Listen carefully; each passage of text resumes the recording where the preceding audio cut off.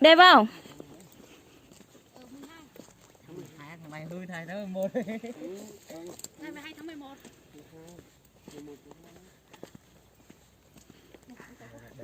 Bay mà sao nó say.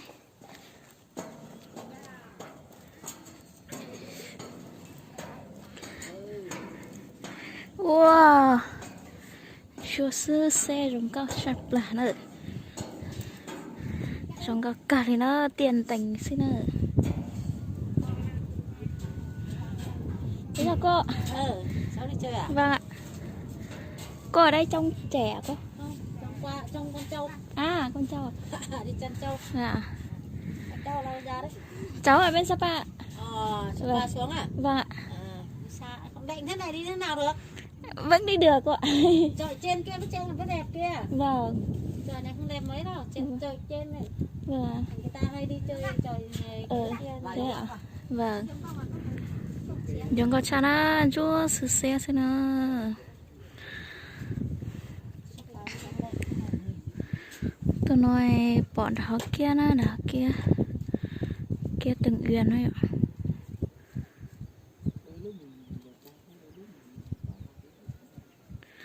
Chúng có chấp là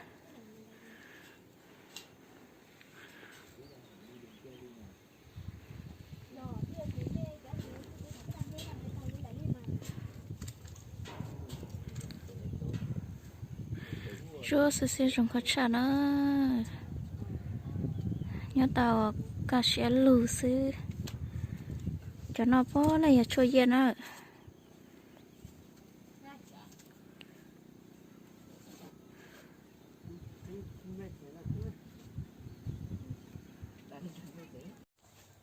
Chúng có hành đó cho phong gì nữa chúng có chấp là liệu chúa sư xe sư sẽ đây là tôn ra biết sai à tôn ra biết sai thì nó một view trong cái cha nó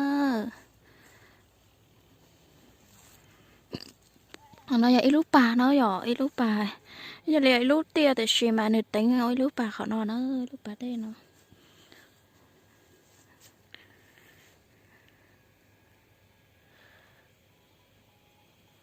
view trong cái cha là gì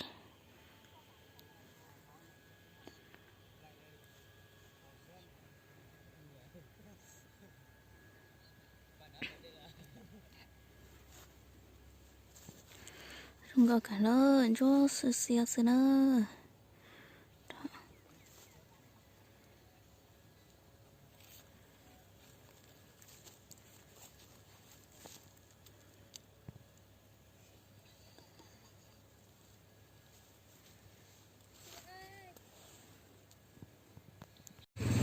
bé ở trong môn chi lúc kia nữa lúc kia từng uyên nữa thế nó lại mua chung cho một khâu cho giả tan cho nó cái em gì lúc kia nữa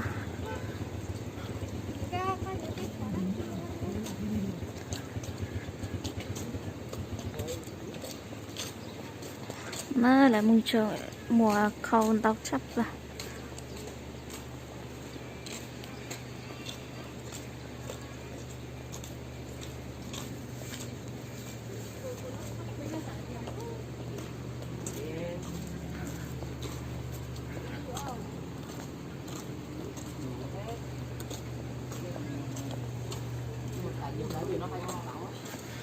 đường ở đâu ta?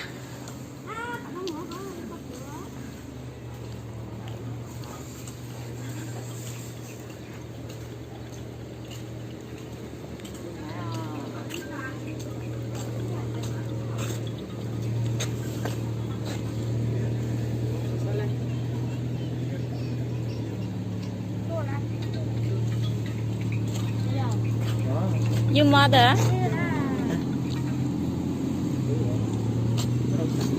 Sẽ là mẹ em đó. Đúng không? Bao có à?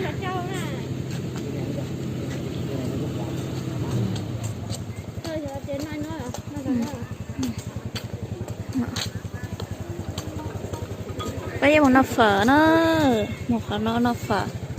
Ta bên mà chẳng có ngó xì nữa.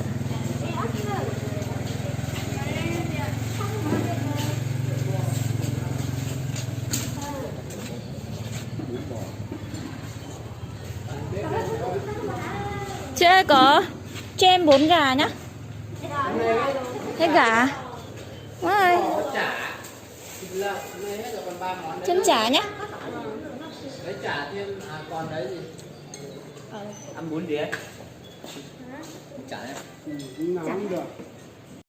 Ở đây nó Ăn quen là trên Bắc Hà mình lúc nào nước mắm cũng có. đúng rồi, có những chỗ hay như thế mà. nó là tiếp nó Tinh là phở. Hả? đúng rồi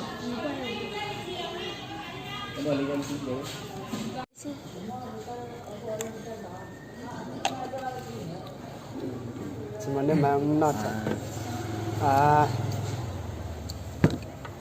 nhưng mà nước mắm nó sẽ cá này to.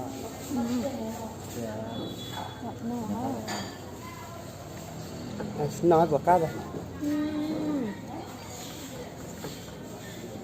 thảo mắn tôi xin em mang thảo à nó có xin thảo em cũng nhìn nó có mấy món ăn tự có miếng độ chị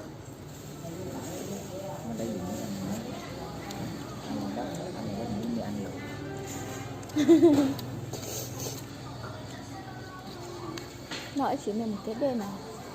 Nó chất lắm. nó thì là Đó thì là ao. Chắc đi ngủ ở nhà bạn ở bên này thôi. Nhà bạn bên này không may. Mai sáng sớm. Bạn ăn cây mà đấy ở đây bạn từ ra đâm cây thì bạn đem từ phải đi Hà sáng Nội đi Hà Nội rồi. Đúng rồi nhỉ. 300 cây thì Cho trông nữa coi. máy bay sớm 6 giờ đi. nhất thì chúng tôi làm Mỗi chỉ một tôi tỏ men bẵng là mỏ. rồi cho khăn tập đi thế ở Tôi Lên là lại nếu mà thế mình lo cả nó. Tôi đã tuổi là mừng thì mình mà suốt ạ. tải ở Thế là mình đủ suốt ạ. còn đừng quên cua sữa này Thật ạ. Nói thế thôi chứ lần này là lần thứ mấy? Thứ 3 hay thứ 4 chị sang đây thôi đấy. lúc mình đến cái đoạn này kia cua phát giật mình Họ từ phanh kẹt họ từ vậy đoạn mình sẽ dặn quạt sướng này thú. rồi nó say vào của nó ở đó qua nó được bánh xanh thế nào Những quạt sướng thì nó sẽ bây giờ mình chưa không biết của bạn tặng các chú xung chị ở Nó mơ. Thay dùng lại và cứ ăn chanh chanh tới thịt chó. xanh quạt sướng thế Cho chị đó. tạo ở tại dạ cái gì ở trong mạng này cũng có thể tiếng nó khó. cô tôm mà mình chưa có mấy con chỉ đang cua lắm Xanh quạt sướng thế là chắc kia.